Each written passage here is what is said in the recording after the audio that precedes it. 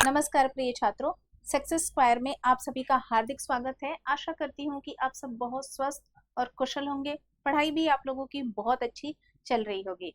जैसा आप लोगों को पता है कि पिछली कक्षा में हमने वर्ण विचार का जो टॉपिक था वो पूर्ण कर लिया था। आज उसी क्रम में आगे बढ़ते हुए संधि जो है शुरू करेंगे और देखेंगे संधि क्या होता है। साथ ही साथ मैं ये बताते चलूंगी कि विभिन्न प्रकार की परीक्षाओं में, मतलब आप देखिए जो टीचिंग के एग्जाम होते हैं उसके अतिरिक्त जितनी भी अन्य प्रतियोगी परीक्षाएं होती हैं, हर जगह संधि का जो टॉपिक होता है वो अति महत्वपूर्ण होता है।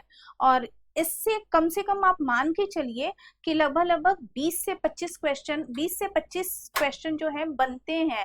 अब वो निर्भर करता है कि आपकी परीक्षा में कितने आते हैं, कि एक प्रश्न आया, दो आया या पांच आया, या फिर एक ही प्रश्न के अंतर्गत जो है ना वो मिलान कराते हुए 4-5 संधि के प्रश्न कर लिए जाते हैं। तो तैयारी उसी हिसाब से आप लोगों को करनी है।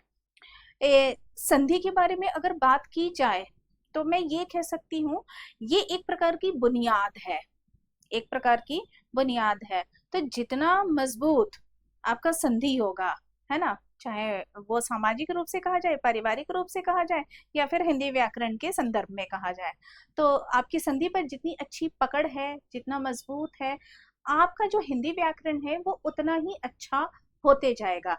चाहे वो प्रतियोगी परीक्षाओं के हिसाब से देखा जाए या फिर अगर आप में से जितने छात्र जो कि अध्यापक या अध्यापिका बनने की तैयारी कर रहे हैं टीचिंग एग्जाम के लिए, तो एग्जाम क्वालिफाई करने के बाद भी आपको संधि बहुत ज्यादा मदद करेगी बच्चों को पढ़ाने और समझाने में। तो चलिए इसी के साथ अब हम शुरू करते हैं संधि। जैसे देखिए ये स्लाइड है और इसमें परिभाषा भी लिखी हुई है कि संधि किसे कहते हैं कि दो निकटवर्ती वर्णों के परस्पर मेल से जो विकार विकार अर्थात परिवर्तन होता है वह संधि कहलाता है। तो वास्तव में संधि क्या है? जब दो वर्ण आपस में मिलते हैं और उनके मिलने से जो परिवर्तन हो जाता है या जो विकार होता है उसी को क्या कहते हैं? संधि कहते हैं। वर्ण का अर्थ अक्षर, ध्यान रखना है, वर्ण का अर्थ क्या होता है? अक्षर, चाहे वो स्वर हो या फिर व्यंजन हो। तो जब दो वर्ण आपस में मिलेंगे उनके मिलने पर जो बदलाव हो जाएगा, जो परिवर्तन हो जाएगा, उसका एक और समानार्थी शब्द है वो है विकार। तो जैसे विकार हो जाता है उसको हम अब क्या कहते हैं?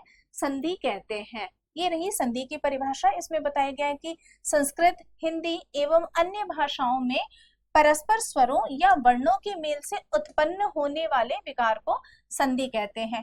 मुख्य रूप से बेटा हिंदी और संस्कृत पर ही आप लोग ध्यान केंद्रित करेंगे कि हिंदी और संस्कृत में संधि का बहुत महत्व है, क्योंकि ये शब्द निर्माण की प्रक्रिया होती है।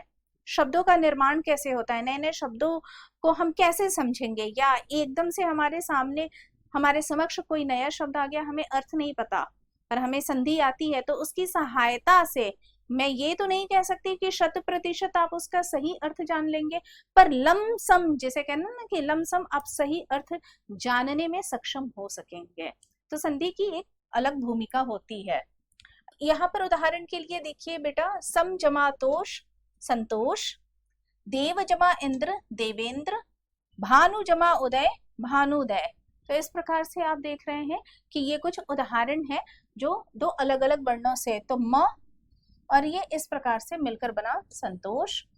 ठीक, देव जमा इंद्र ये देवेंद्र, भानु जमा उदय भानुदय। ऐसे आइए स्लाइड आगे करते हैं, आगे की तरफ हम बढ़ते हैं। संधि की भेद की बात करते हैं तो आप जैसा देख रहे हैं यहाँ वर्णित है कि संधि के कितने भेद होते हैं? 3 भेद। पहला स्वर संधि, दूसरा व्यंजन संधि और तीसरा जो है वो विसर्ग संधि है। तो संधि के 3 भेद होते हैं। बेटा कुछ आपको महत्वपूर्ण बात बता दूं, जैसे अगर जब भी आपको समझना है, यहाँ पे देखिए हिम जमा आलय, मतलब संधि की प्रक्रिया को संधि की प्रक्रिया की बात कर रही हूँ, विच्छेद की नहीं, संधि की बात कर रही हूँ। या हिम जमा आलय लिखा है, अब ये दोनों मिलकर क्या बन जाएगा? ये बन जाएगा हिमालय। संधि में क्या होता है? पहले वाले शब्द का आखिरी अक्षर और दूसरे शब्द का पहला अक्षर आपस में मिलता है। तो अब ना ही को एज इट इज लिख दीजिए, लय को एज इट इज लिख दीजिए। आपस में क्या मिलेंगे, यही दोनों, पहले शब्द का आखिरी अक्षर और दूसरे शब्द का पहला अक्षर, इन दोनों को आपस में मिला देते हैं। तो ये देखिए, ये क्या हो गया, म में आ की मात्रा, ये हो गया आपका हिमालय। अगर आपसे कभी गलती भी होती है या आपको लगता है कि मुझसे गलती होने की संभावना है, तो एक बार ये वाली ट्रिक आजमा लीजिएगा, ये बहुत उपयोगी होती है। इससे गलती होने की संभावना लगभग ना के बराबर हो जाती है। ठीक है बेटा। और हाँ, एक बात और बताना चाहूंगी, आप में से ना बहुत सारे छात्रों के साथ एक समस्या होती होगी, आप लोग जब हिंदी लिखते हैं, हिंदी भाषा लिखते हैं, तो तमाम शब्दों को लिखते समय आप त्रुटियां कर देते हैं, है ना। त्रुटियां मतलब स्पेलिंग मिस्टेक आपसे हो जाती है। तो संधि बेटा एक ऐसा जरिया है जिसके माध्यम से या जिसके जरिए आप अपनी भाषा को शुद्ध कर सकते हैं, साथ ही जो शब्दों में वर्तनीय त्रुटियां होती हैं वो काफी हद तक दूर हो सकती हैं, काफी हद तक दूर हो सकती हैं। तो ये आपको ध्यान रखना है, संधि आपको बहुत जगह मदद करती है। सिर्फ इतना ही नहीं कि आपके कंपटीशन एग्जाम में आना है तो इसलिए अनिवार्य है, इसलिए पढ़ना है, इसलिए भी कि आपसे जो वर्तनीय त्रुटियां होती हैं वो अपने आप दूर हो जाती हैं। बस ध्यान पूर्वक पढ़ते और समझते चलना है, साथ ही साथ विश्लेषण भी करना है, एनालिसिस भी करते चलना है। आइए एक एक करके हम सारी संधियों के विषय में भी देखेंगे। तो आज हम पहले पढ़ेंगे स्वर संधि। आज की कक्षा में हम स्वर संधि करेंगे। स्वर संधि की बात है, जाहिर सी बात है कि जब दो स्वर आपस में मिलेंगे और दो स्वरों के आपस में मिलने पर जो बदलाव हो जाएगा उसी को क्या नाम देंगे, स्वर संधि का नाम देंगे। ध्यान दीजिए, हम क्या पढ़ने वाले हैं, स्वर संधि। तो जाहिर सी बात है दो स्वरों का मेल होगा और दोनों स्वरों के मेल से जो परिवर्तन या विकार उत्पन्न हो जाएगा उसी को नाम देते हैं स्वर संधि। यहाँ पर आप परिभाषा ध्यान दीजिए, दो स्वरों के मेल से होने वाले विकार या परिवर्तन को स्वर संधि कहते हैं। जैसे विद्या जमा आलय, विद्यालय, ये लिखा हुआ है ना बेटा। ऐसे बहुत सारे उदाहरण होते हैं स्वर संधि के। आगे करके एक एक क्रम से हम चलेंगे। अच्छा, यहाँ पर मैं एक बात और बता दूं, संधि के बाद में संधि के क्विज भी लेकर आऊंगी और उस क्विज को भी हम देखेंगे। मतलब जैसे स्वर संधि समाप्त होगी तो स्वर संधि से संबंधित कुछ प्रश्न रहेंगे। अब स्वर संधि के भेद की बात करते हैं, या इसके कितने भेद होते हैं, तो इसके भेद कितने होते हैं, 5 होते हैं, या 5 प्रकार की स्वर संधि होती है।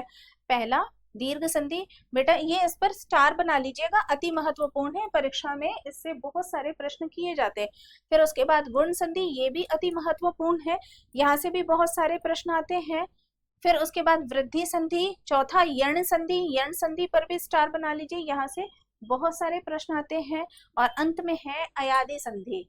तो हमने देखा स्वर संधि के 5 भेद होते हैं, दीर्घ संधि, गुण संधि, यण संधि और अयादि संधि, है ना बेटा। वृद्धि संधि, साथ में तीसरी वृद्धि संधि भी है, और यण संधि, अयादि संधि। ये आप लोगों को 3 जो संधियां हैं, खासकर दीर्घ, गुण और यण, इस पर मुख्य रूप से ध्यान देना है, क्योंकि परीक्षा में सबसे ज्यादा जो प्रश्न किए जाते हैं वो यही तीनों से किए जाते हैं।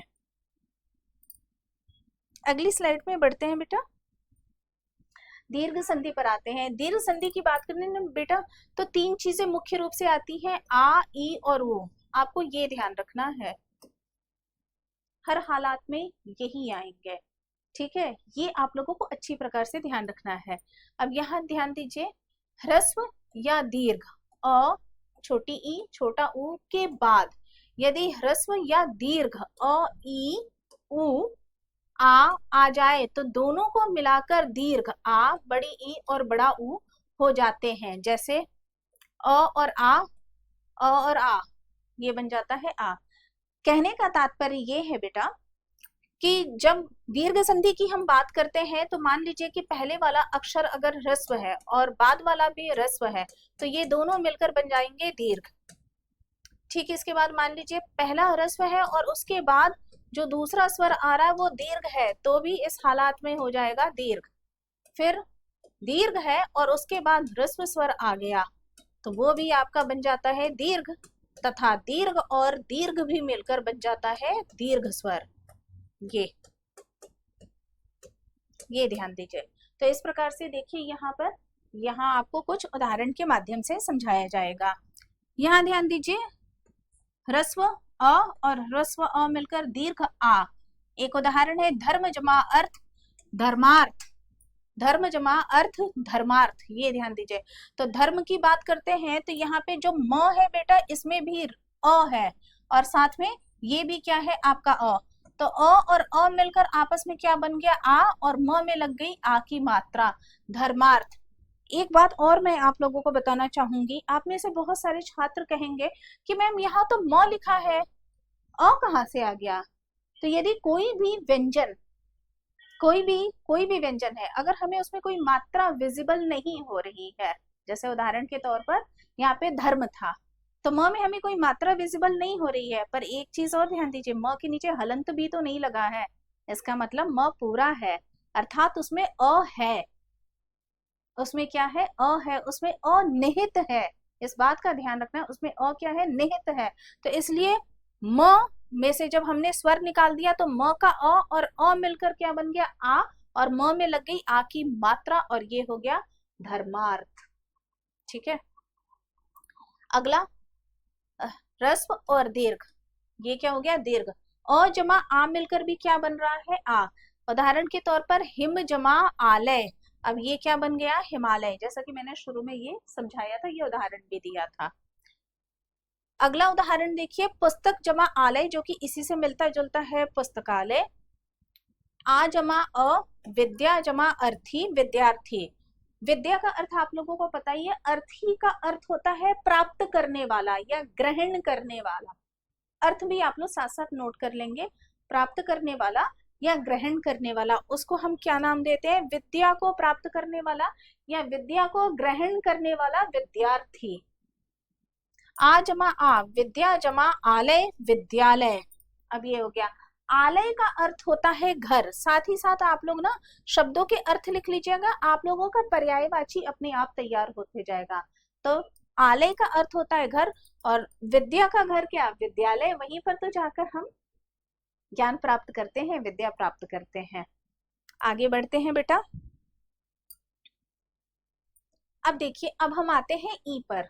जैसा कि मैंने बताया था, दीर्घ संधि में 3 स्वर आते हैं, आ, बड़ी ई और बड़ा ऊ। आ हमने पूर्ण कर लिया, बड़ी ई पर आते हैं, इसको देखते हैं। ठीक, आ की ही भांति नियम यहाँ पर भी काम करेंगे कि छोटी ई और छोटी ई मिलकर बड़ी ई बन जाएगा, और फिर उसके बाद छोटी ई और बड़ी ई मिलकर फिर से बड़ी ई पुनः, फिर उसके बाद बड़ी ई और छोटी ई मिलकर भी बड़ी ई पुनः, है ना। और यही नियम बड़ी ई और बड़ी ई भी मिलकर बड़ी ई बनते हैं। मतलब यहाँ पे क्या है, ह्रस्व और ह्रस्व मिलकर दीर्घ, ह्रस्व और दीर्घ मिलकर दीर्घ, दीर्घ और ह्रस्व मिलकर दीर्घ, और दीर्घ मिलकर दीर्घ, ये है। उदाहरण देखिए, रवि जमा इंद्र, रवींद्र। मुनि जमा इंद्र, मुनीन्द्र। यहाँ पर ध्यान दीजिए, रविंद्र में व में बड़ी ई की मात्रा है, मुनीन्द्र में भी न में बड़ी ई की मात्रा है। तो यहाँ ध्यान दीजिए, इस प्रकार से ये क्या हो गया, मुनीन्द्र। तो न में यहाँ देखिए छोटी ई की मात्रा, इंद्र में तो छोटी ई होता ही है, तो छोटी ई और छोटी ई मिलकर बड़ी ई, न में लग गई बड़ी ई की मात्रा, छोटी ई और बड़ी ई। गिरी जमा ईश, गिरीश। अब गिरीश जो है वो शिव का पर्यायवाची है, साथ ही साथ आप लोग नोट भी कर लीजिएगा। या फिर गिरीश जो है वो हिमालय पर्वत को भी कहा जाता है, हिमालय पर्वत को भी कहा जाता है, और कई अर्थों में गिरीश जो है वो शिव जी को भी कह दिया जाता है। तो दो भिन्न भिन्न प्रकार के हैं, ज्यादातर हिमालय के संदर्भ में दिया जाता है। मुनि जमा ईश, मुनीश। बड़ी ई और छोटी ई, मही जमा इंद्र, महींद्र। मही का अर्थ होता है पृथ्वी, नोट कर लीजिए, मही का अर्थ क्या है, पृथ्वी, धरती या जमीन, आप कुछ भी कह सकते हैं, पृथ्वी। और पृथ्वी का जो राजा या स्वामी होता है वो तो राजा ही होता है, तो महींद्र का अर्थ राजा होता है, ये नोट कर लीजिएगा। नारी जमा इंदु, नारिंदु। नारी जमा इंदु, इंदु का अर्थ होता है चंद्रमा, इंदु का अर्थ होता है चंद्रमा। नारी, तो नारी जमा इंदु, नारिंदु। तो नारियों में जो चंद्रमा रूपी हो उसको नारिंदु कह सकते हैं। अगला बड़ी ई और बड़ी ई मिलकर, तो नदी जमा ईश, नदीश। तो नदीश जो है वो समुद्र का पर्यायवाची है, ये भी आप लोग नोट कर लीजिएगा, समुद्र का पर्यायवाची। मही जमा ईश, महिष, तो महिष किसका पर्यायवाची है? राजा का पर्यायवाची है। और ये ध्यान देते जाइए, बड़ी ई था और बड़ी ई, यहाँ पर भी द में बड़ी ई की मात्रा लग गई है। आगे स्लाइड पर बढ़ते हैं बेटा। अगला है ऊ और ऊ, मतलब बड़ा ऊ किस प्रकार निर्माण होता है वो देखते हैं। तो जैसे हमने आ देखा, ई, इसी प्रकार से आगे बढ़ते हुए इसको भी देखते हैं। ध्यान दीजिए, छोटा ऊ और छोटा ऊ मिलकर भी क्या बन जा रहा है? बड़ा ऊ बन रहा है। उदाहरण के तौर पर भानु जमा उदय, भानुदय। भानु में देखिए न में छोटे ऊ की मात्रा है और उदय तो छोटे ऊ से शुरू ही होता है, तो ये क्या हो गया आपका? भानुदय हो गया। भानु का अर्थ होता है सूर्य, भानु का क्या अर्थ होता है? सूर्य। तो भानुदय का अर्थ सूर्य का उगना। विधु जमा उदय, विधुदय। विधु का अर्थ होता है चंद्रमा, विधु का अर्थ होता है चंद्रमा। तो विधुदय, देखिए ध में बड़े ऊ की मात्रा, तो अर्थात चंद्रमा का उदय होना। अगला है छोटा ऊ जमा बड़ा ऊ, ये क्या हो गया? बड़ा ऊ। लघु जमा ऊर्मी, ये हो गया लघूर्मी। लघु का अर्थ होता है छोटा, ऊर्मी शब्द का अर्थ होता है लहर या तरंग। अलग अलग अर्थ, अलग अलग संदर्भों में इसके अर्थ ले लिए जाते हैं। लहर, तरंग, मौज, है ना, मौज मस्ती वाला मौज, या हाँ इस प्रकार से हम देखते हैं। तो लघूर्मी, ये अब एक शब्द आ गया, लघु जमा ऊर्मी। तो जो छोटी छोटी सी तरंगे या लहरें हैं उनको कह देंगे लघूर्मी। सिंधु जमा ऊर्मी, यहाँ पर अनुस्वार का प्रयोग कर लीजिएगा, सिंधूर्मी। तो सिंधु जमा ऊर्मी, ये हो गया सिंधूर्मी। आप में से कई छात्रों को शायद नहीं पता होगा कि सिंधु शब्द का अर्थ क्या होता है। बहुत सारे छात्रों को लगेगा सिंधु शब्द का अर्थ होता है नदी, या कईयों को लगेगा कि एक तो नदी है सिंधु नदी, जिसे अंग्रेजी में इंडस रिवर कहते हैं। पर आप लोगों की जानकारी के लिए बता दूं, यदि हिंदी भाषा में या फिर संस्कृत भाषा में सिंधु शब्द का अर्थ जो होता है वो होता है समुद्र। ये ध्यान रखेंगे, वो क्या होता है?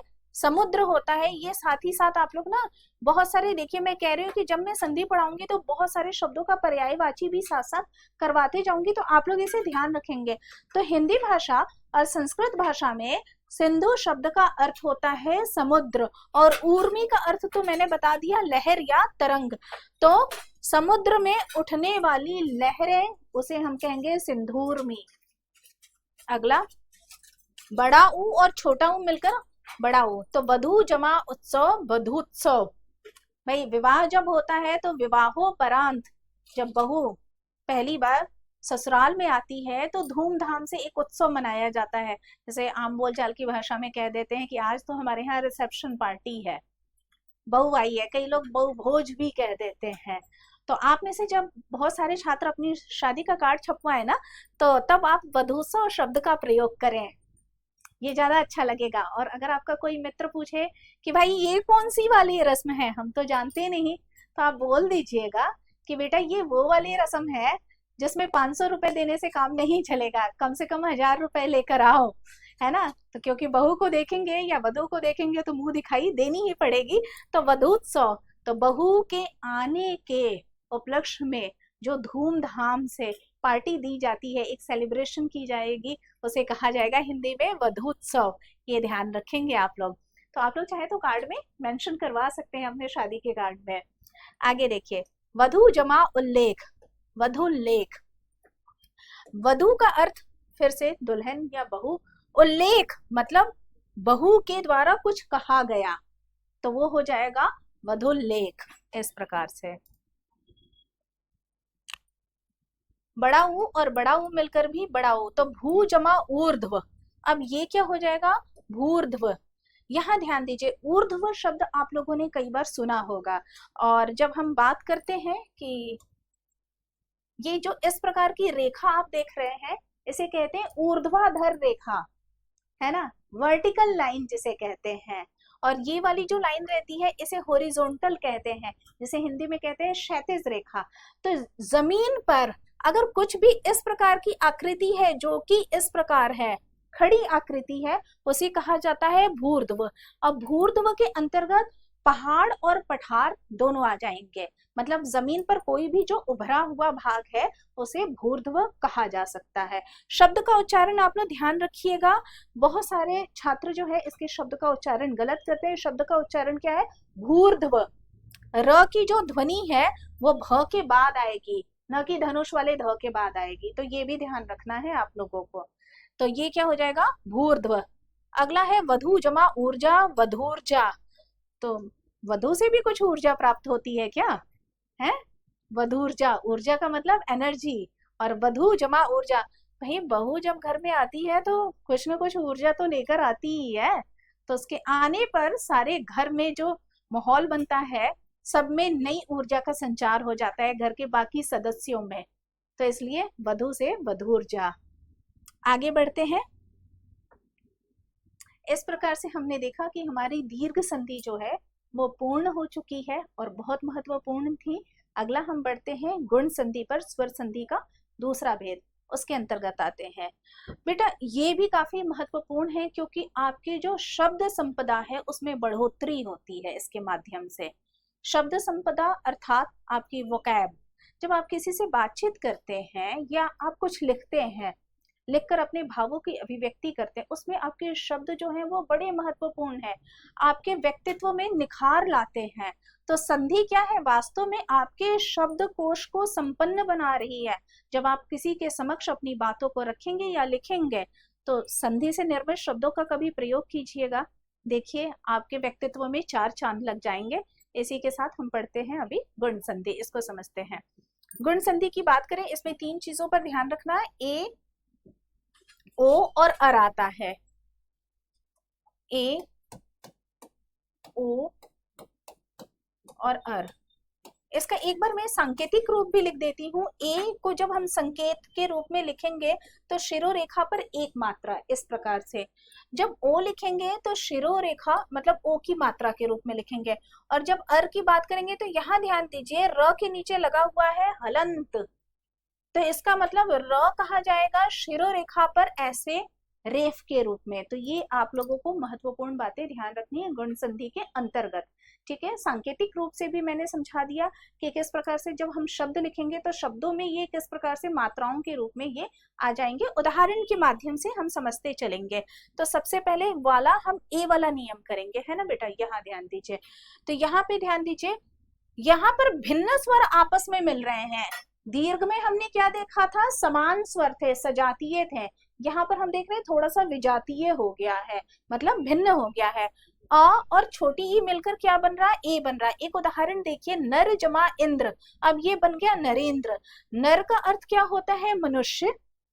इंद्र का जो शाब्दिक अर्थ होता है वो होता है राजा।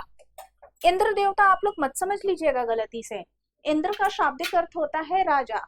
तो अब पृथ्वी पर जो राजा है उसे हम क्या कहते हैं? नरेंद्र। और राजा का पर्यायवाची भी है नरेंद्र, ये ध्यान रखिएगा आप लोग।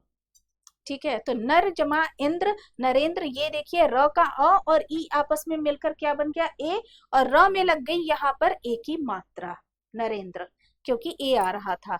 अगला देखिए, अ और छोटी ई मिलकर भी ए बनेगा।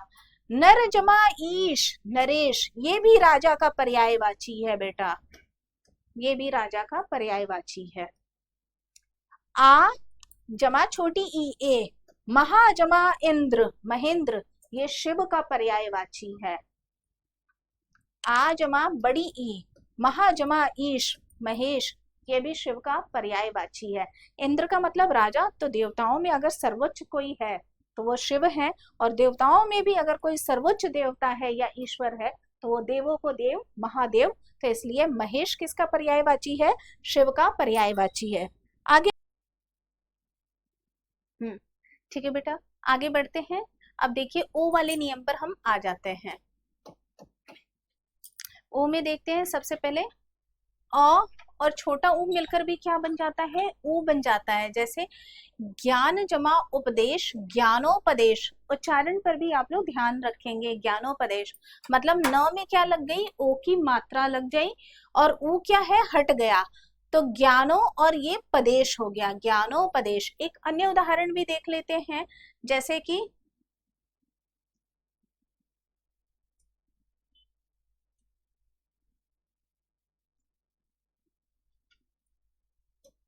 चंद्र जमा उदय।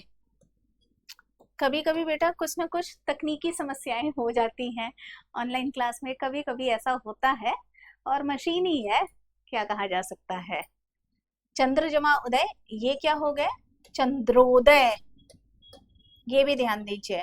अन्य उदाहरण भी मेरी कोशिश रहेगी कि साथ साथ अतिरिक्त उदाहरण भी देते जाऊं।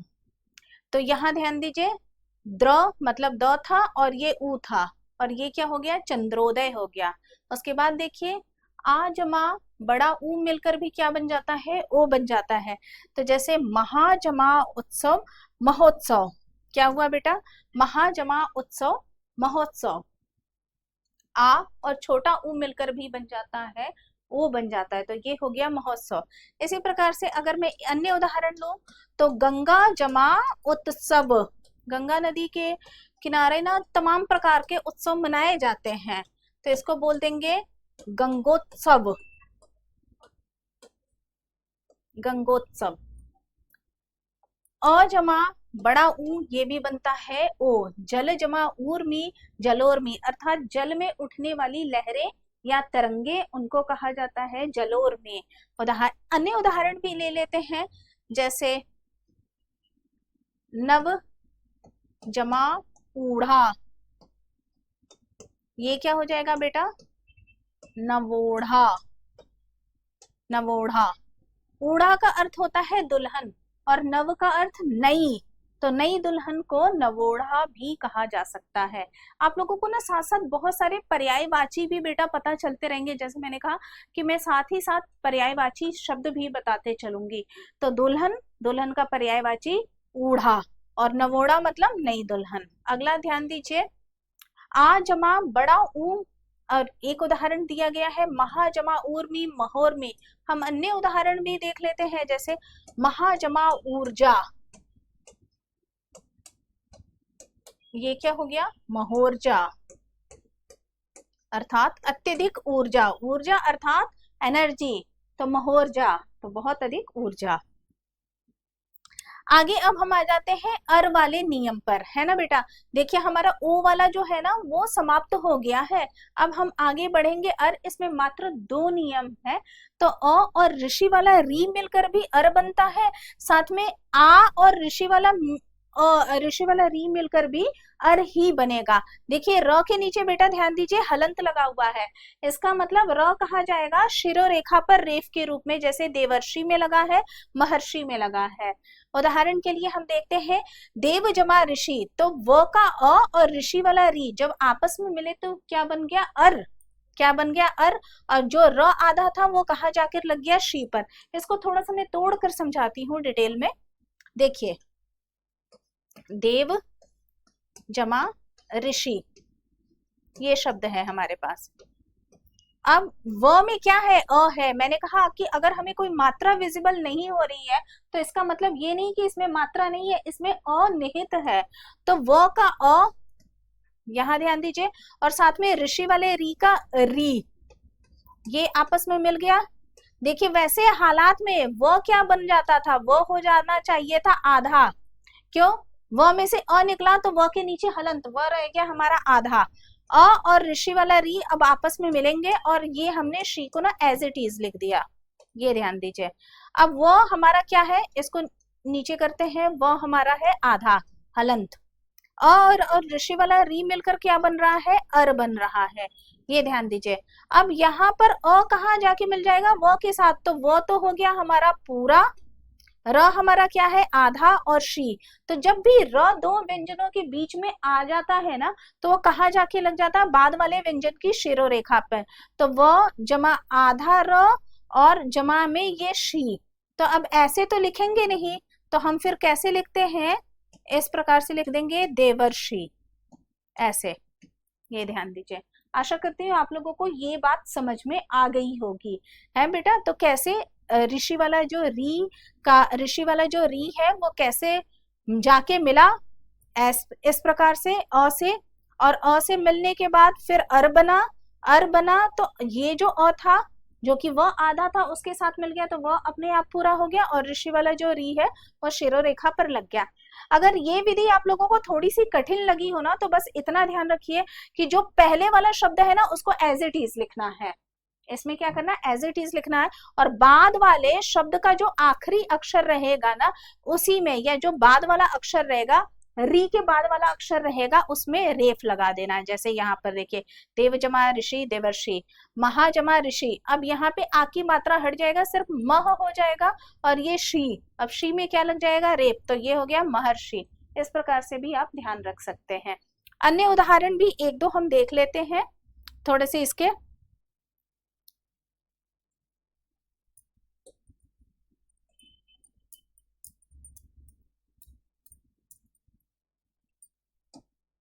जैसे वसंत जमा ऋतु, ये देखिए, और दूसरा हम आ वाला भी देख लेते हैं साथ ही साथ, वर्षा जमा ऋतु। तो वसंत जमा ऋतु जब करेंगे तो देखिए ये त है और त के बाद ऋषि वाला री आया, तो त में अ है, ये ध्यान रखेंगे, त में क्या है, अ है, और साथ में री है, तो अब ये क्या बन जाएगा, वसंतर्तु। मैंने ये कहा था अगर आप लोगों को न समझ में आए तो ये पहले वाला शब्द ज्यों के त्यों लिख दे रहा है, और ऋषि वाले री के बाद का जो भी अक्षर है उस पर क्या करना है, उसको लिखकर उस पर रेफ लगा देना। अब इसी प्रकार से वर्षा जमा ऋतु आया है, तो अब ये क्या हो जाएगा, वर्षर्तु।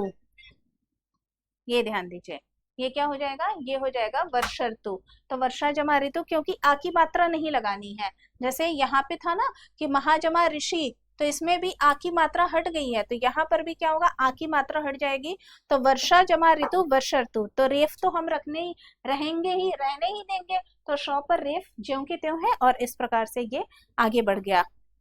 आइए बेटा अब थोड़ा सा और आगे बढ़ते हैं, आगे चलते हैं और देखते हैं। अगला हम आते हैं वृद्धि संधि, ये बहुत छोटी सी है, समाप्त हो जाएगी जल्द ही। तो अगर हम बात करते हैं वृद्धि संधि की, इसमें दो बातें हम ध्यान देंगे, ए और औ, यही दो सिर्फ इसमें आते हैं, इसलिए ये जल्दी समाप्त हो जाएगी आप लोगों की। तो यहाँ पे ध्यान दीजिए, अ और ए मिलकर क्या बनता है, ए। एक उदाहरण है, एक जमा एक मिलके क्या बन गया है, एकैक, एकैक। उच्चारण पर भी आप लोग ध्यान रखेंगे, एकाएक नहीं पढ़ लेंगे, ये क्या है, एकैक है। तो क में अ है और ये ए है, तो अ और ए मिलकर क्या बन गया, ए, और क में लग गई यहाँ पर ए की मात्रा, ये क्या हो गया आपका, एकैक। स्पष्ट हुआ। अगला है अ और ए मिलकर भी क्या बन जाता है, ए, जैसे मत जमा ऐक्य, अब यहाँ पर त में लग गई ए की मात्रा, मत ऐक्य। मत का अर्थ यहाँ पर है विचार, हम कहते हैं ना कि भाई आपका विचार क्या है, आपका मत क्या है, तो विचार, और ऐक्य का अर्थ होता है एकता। तो परिवार में ना जब सभी के विचार एक समान हो तो उसको कह दिया जाता है, वहां पे कहा जाता है मतैक्य। तो मत का मतलब विचार, और ऐक्य का मतलब एकता। तो विचारों में जब एकता हो तो हम कहते हैं हमारे परिवार में इस बात को लेकर मतैक्य है, चाहे वो कोई सी भी बात हो। तो ये साथ ही साथ ना आप शब्दों के अर्थ भी समझते जाएंगे बहुत सारे, और ऐक्य जो शब्द है वो भाववाचक संज्ञा भी है, ये भी ध्यान रखेंगे आप लोग। आगे आते हैं, आ और ए मिलकर भी क्या बनता है, ए। उदाहरण के तौर पर यहाँ ध्यान दीजिए, सदा जमा एव, ये क्या हो गया, सदैव। सदा का मतलब हमेशा, एव का मतलब ही, सदैव मतलब हमेशा ही, सदैव का मतलब हमेशा ही या हमेशा के लिए। आ जमा ए मिलकर भी ए बनता है, जहां जैसे देखिए महा जमा ऐश्वर्य, महेश्वर्य। ऐश्वर्य शब्द का अर्थ होता है लग्जरी, वैभव या फिर लग्जरी, तो महेश्वर्य का मतलब जब सुपर लग्जरी हो तो उसको कहा जा सकता है महेश्वर्य। उच्चारण पर भी आप लोग साथ ही साथ ध्यान देते जाएंगे। तो हमारा ए वाला नियम पूर्ण हो चुका, अब आते हैं ओ पर। तो अ और ओ मिलकर क्या बनता है, ओ बनता है। उदाहरण के तौर पर ध्यान दीजिए, दंत जमा ओष्ठ, ये क्या हो गया, दंतोष्ठ त में लग गई औ की मात्रा। दंत का मतलब दांत, ओष्ठ का मतलब होठ, दंतोष्ठ। तो तमाम ऐसी ध्वनियां होती हैं जो दंतोष्ठ होती हैं, मतलब जैसे व है या ऊ है, इस प्रकार से। आ और ओ मिलकर भी औ बनता है, महाजमा औषधि। ये क्या हो गया, महौषधि। औषधि का अर्थ होता है दवाइयां, औषधि मतलब दवाइयां, तो महौषधि मतलब बहुत ही अच्छी दवाई। अ जमा औ मिलकर भी क्या बनता है, औ। परम जमा औषध, परमौषध। आ जमा औ और ये क्या हो गया, महा जमा औषध, महौषध। इस प्रकार से हम देखते हैं। तो ये अलग अलग सारे शब्द हैं। ठीक है बेटा, आइए हम अब अगली स्लाइड की ओर बढ़ते हैं। आते हैं यण संधि पर। ये जो संधि है वो स्वर संधि की सबसे बड़ी संधियों में से होती है। इसको समझने में थोड़ा सा समय भी लगेगा और अति महत्वपूर्ण भी है, क्योंकि परीक्षा में यहाँ से बहुत सारे प्रश्न किए जाते हैं। साथ ही साथ अगर हम शब्द संपदा की बात करते हैं तो बहुत सारे जो शब्दों का निर्माण होता है वो यण संधि की सहायता से ही होता है। तो देखते हैं यण संधि क्या है। यण संधि में ना बेटा हम मुख्य रूप से जो पढ़ेंगे वो रहेगा य, व और र। मतलब ये जो अक्षर हैं वो यण संधि के फलस्वरूप बनते हैं। अब इसी में य में बड़ी ई की मात्रा, छोटी ई की मात्रा, बड़े ऊ की मात्रा, छोटे ऊ की मात्रा, ये सब अपने आप जो है वो स्वरों के अनुसार लगते चले जाएंगे। पर मुख्य रूप से होगा क्या, य, व और र ही आते हैं इसमें यण संधि में। ये ध्यान योग्य बात है। एक बात और, आप चाहे तो स्टार बनाकर ये पॉइंट जरूर नोट कर लेंगे। मतलब सारे शब्दों में तो नहीं लागू होता है, मतलब आप कोई सा भी शब्द पढ़ेंगे तो ये नहीं देखने लगे कि मैम ने ये फलानी वाली ट्रिक बता दी तो क्या यही है, ऐसा नहीं होता है। पर य, व और र से पहले यण संधि में, ही यण संधि में य, व और र से पहले जो भी व्यंजन आते हैं ना वो आधे होते हैं। ये नोट कर लीजिएगा, जो भी व्यंजन आते हैं वो आधे होते हैं। ये पहचान के लिए आप लोग नोट कर सकते हैं। एक एक करके हम देखेंगे। सबसे पहले हम य वाला नियम देखेंगे। जैसे ध्यान दीजिए कि छोटी ई और अ मिलकर क्या बन जाता है, य के नीचे हलंत यहाँ लगाए, आप चाहे तो न लगाएं, सिर्फ साधारण और रहने दें। जैसे उदाहरण के लिए यदि जमा अपि, ये क्या हो गया, यद्यपि। यद्यपि को आप इस प्रकार भी लिख सकते हैं, यद्यपि। अब यहाँ देखिए मैंने य से पहले द लिखा, द के नीचे हलंत लगा दिया है, तो ये क्या हो गया, यद्यपि। बड़ी ई और आ मिलकर क्या बन जाता है, आ। उदाहरण के तौर पर आप ध्यान दीजिए, इति जमा आदि, ये क्या हो गया आपका, इत्यादि। इति जमा आदि, ये क्या हो गया, इत्यादि। देखिए तो में छोटी ई की मात्रा थी, छोटी ई की मात्रा ये जाके किससे मिली, आ से मिली, और ये बन गया इत्यादि। तो यहाँ पर आप लोग इसको ना छोटी ई रहने देंगे, बड़ी ई हटा देंगे। इसका नियम मैं यहाँ लिख दे रही हूँ, छोटी ई जमा आ मिलकर बन जाएगा या।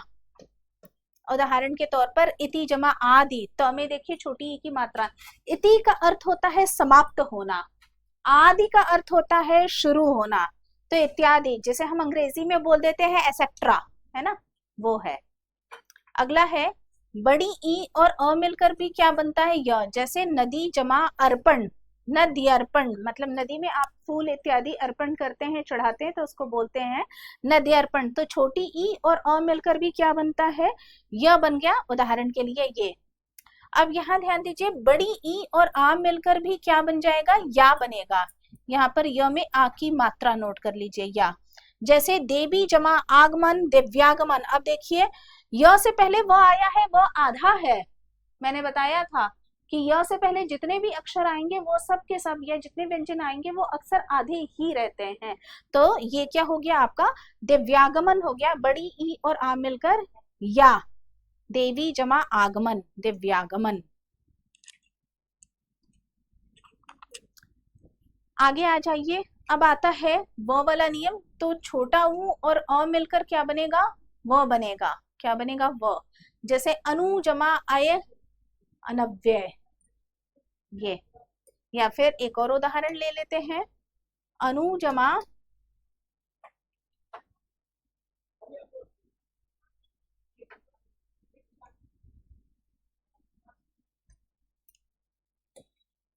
दूसरा उदाहरण लेती हूं बेटा। सु जमा अस्ति, सु जमा अस्ति, ये बन गया स्वस्ति। सु का मतलब सुंदर या अच्छा, अस्ति का अर्थ होता है, तो जो सुंदर या अच्छा है उसके लिए क्या शब्द होता है? स्वस्ति। उसके लिए क्या शब्द होता है? स्वस्ति। अगला है छोटा ऊ और आ मिलकर क्या बन जाता है? वाह। क्या बनेगा? वाह। व में आ की मात्रा वाह। जैसे सु जमा आगत, ये क्या बन गया? स्वागत। अब देखिए व से पहले स आया था, वो आधा है, और सु जमा अच्छ स्वच्छ इसी में आ जाएगा। छोटा ऊ और ए मिलकर क्या जब बन जाता है? व में ए की मात्रा वे। तो उदाहरण के तौर पर अनु जमा एषण अन्वेषण, अनु जमा एषण अन्वेषण। अन्वेषण का अर्थ होता है जांच पड़ताल। अब आते हैं र वाले नियम पे। तो ऋषि वाला री और अ मिलकर क्या बन जाता है? र। उदाहरण के लिए ध्यान दीजिए, पितृ जमा अनुमति। देखिए त के पैरों में ये ऋषि वाले री की मात्रा है। क्या है? ऋषि वाले री की मात्रा है, और ये क्या है? साथ में अ है। अब आपस में ये मिलकर क्या बन गए? पितृनुमति। अब आप लोग कहेंगे कैसे, तो इसको जरा समझा देती हूँ। ये ध्यान दीजिए, पितृ जमा अनुमति की त्र कैसे बन गया, ये बात आप लोग जानना चाहते होंगे। तो ये देखिए, ये क्या है? ऋषि वाला री है। तो जब त में से ऋषि वाला री निकला तो त रह गया हमारा आधा, और नियमानुसार हम देखेंगे अनुमति का अ ले लिए हमने, यहाँ पे पूरा लिखी दे रही हूं मैं अनुमति। अब ये ऋषि वाला री और आपस में ये क्या मिल जाएंगे? ये दोनों मिल जाएंगे, और ये मिलकर क्या बनाएंगे? र। तो हमारा क्या था बेटा? आधा था। आप लोगों ने संयुक्त व्यंजन के अंतर्गत पढ़ा होगा कि आधा तो और पूरा र मिलकर क्या बनता है? त्र बन जाता है। क्या बन जाता है बेटा? त्र बन जाता है। तो इस आधार पर ये तो आपका इतना गायब हो चुका। ये ध्यान दीजिए, ये बन गया हमारा त्र, और त्र से पहले क्या था? पी। तो पितृनुमति, इस प्रकार से ये आपका बन गया पितृनुमति। ठीक इसी प्रकार से ऋषि वाला री और आ मिलकर क्या बनेगा? रा। जैसे मातृ जमा आदेश, ये क्या हो गया? मात्रादेश। ऋषि वाला री और छोटी ई मिलकर र में छोटी ई की मात्रा, मातृ जमा इच्छा, मातृच्छा। ऋषि वाला री और छोटा ऊ मिलकर रू, तो जैसे भ्रातृ जमा उपदेश, भ्रातृपदेश। तो भ्रातृ का अर्थ क्या होता है? भाई। अक्सर बड़े भाई उपदेश देते ही रहते हैं। सभी के साथ ऐसा होता है कि बड़ा भाई कुछ न कुछ सिखा रहा है, समझा रहा है, उपदेश दे रहा है। लोग कहते हैं बस बंद कर दो, बहुत उपदेश दे दिया, जानता हूं कि मुझसे बड़े हो। तो ये क्या है? भ्रातृपदेश। आइए अब अगली संधि पर बढ़ते हैं, जो कि हमारी अंतिम और आखिरी है, वो है अयादि संधि। अयादि संधि की बेटा अगर बात करें तो इसमें अक्सर ऐसा देखा जाता है कि मूल शब्द और प्रत्यय से मिलकर बने हुई ये संधि है। मतलब एक रहेगा रूट वर्ड, और रूट वर्ड के पीछे प्रत्यय या सफिक्स लगा रहेगा, और उसके मेल से ये संधि बनती है। और अक्सर ना अयादि संधि वाले जो शब्द रहते हैं ना, या तो वो आपकी जातिवाचक संज्ञा रहती है या भाववाचक संज्ञा रहती है, ज्यादातर ये देखने को प्राप्त होता है। उदाहरण के माध्यम से देखते हैं और समझते हुए चलते हैं। इसमें जैसे अय, आय, अव, आव, ये सब इसके अंतर्गत आ जाते हैं। अब जरा ध्यान दीजिए, ए और अ मिलकर क्या बन गया? अय। उदाहरण के तौर पर ने जमा अन, नयन। ने, ने मूल शब्द है या धातु शब्द है, मतलब देखने से संबंधित। क्यों? देखिए ये इसमें था ना ए और अ मिलकर, न में ए की मात्रा है, तो ए की मात्रा अ से जाके मिली, ये क्या बन गया? अय, और न हमारा था ही उधर, तो ये क्या हो गया? नयन।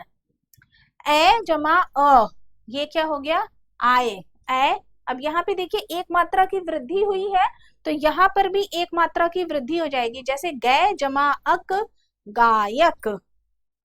ओ जमा अव, ओ जमा अ, ये बन जाता है अव। उदाहरण के तौर पर पो जमा अन, ये क्या बन गया? पवन। औ जमा अ, अब एक मात्रा की वृद्धि हो जाएगी, ये क्या हो गया? आव। उदाहरण के तौर पर पौ जमा अक, पावक। पावक का अर्थ होता है आग, पावक का अर्थ होता है आग। औ जमा छोटी ई, ये बन जाता है आवी। व में छोटी ई की मात्रा लगा लीजिएगा। जैसे नौ जमा एक, ये क्या हो गया? नाविक। आप लोगों ने नौसेना ये सब सुना होगा, नाविक तो उसी से, नौ मतलब जल से संबंधित, तो ये 9 जमा 1 ये क्या हो गया, नाविक। तो इस प्रकार से आप देखते हैं कि आपकी जो आज संधि की कक्षा थी वो पूर्ण हो गई। तो संधि में भी आज आपकी स्वर संधि जो है वो पूर्ण हो गई। अगली कक्षा में व्यंजन संधि के साथ मिलेंगे, उसके नियमों को समझेंगे, उसके नियमों की चर्चा करेंगे और साथ ही अन्य उदाहरणों के विषय में भी जानेंगे। और कोशिश तो ये होगी कि अगली कक्षा में स्वर संधि के जो एमसीक्यूज होते हैं या फिर एक प्रकार से मैं कहूँ कि एक क्विज टाइप का लेके आऊंगी। पहले हम क्विज खेलेंगे, फिर उसके बाद व्यंजन संधि करेंगे। तो ठीक है, इसी के साथ आज की कक्षा को हम समाप्त करते हैं। आप लोग खुश रहिए, मस्त रहिए, पढ़ते रहिए। बहुत बहुत धन्यवाद।